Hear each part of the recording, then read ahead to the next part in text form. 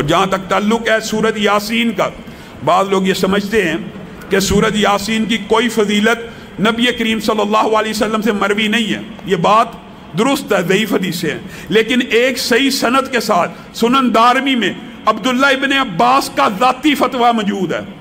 اور جب کوئی صحابی کسی ثواب کے بارے میں ذاتی فتویٰ دینا، وہ حکماً مرفوع ہوتا ہے.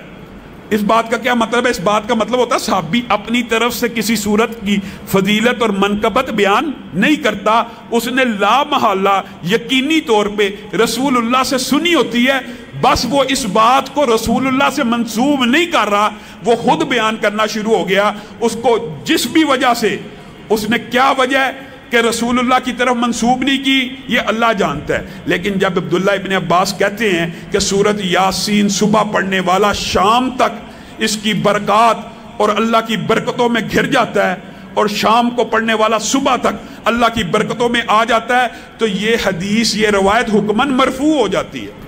اسی طرح بعض محدثین نے بیماریوں کے حوالے سے لوگ سوال کرتے ہیں، جو ڈپریشن ہے، جو انگزائٹی ہے، جس بندے کو نیند نہیں آتی، جو بندہ ساری رات بے چین رہتا ہے، اسلاف نے یہ بات بتلائی ہے، اس کے لیے بہترین سورت نبا ہے.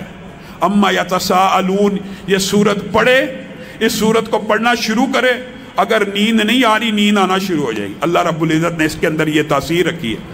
سورتوں کے اور بہت فضائل ہیں، میں مختصر کر کے آپ کے سامنے رکھ رہا ہوں. اور سورت رحمان کے حوالے سے یہ تجربہ، جتنے موذی امراض ہیں اس کے اوپر سورت رحمان کا دم کیا جائے، یا بندہ تلاوت کرنا شروع کرے یا سننا شروع کر دے، اللہ تعالیٰ اس کو شفا دیتا ہے. اور جو چاروں کل ہے نا آخری، ان میں سے کل یا ایھا الکافرون اکیلے کی فضیلت کیا ہے؟ ایک مرتبہ پڑھنا. جس طرح قل ھو اللہ 3 دفعہ پڑھنے سے پورے قرآن کا ثواب ہے، قل یا ایھا الکافرون 4 مرتبہ پڑھنے سے انسان کو پورے قرآن کا ثواب مل جاتا ہے.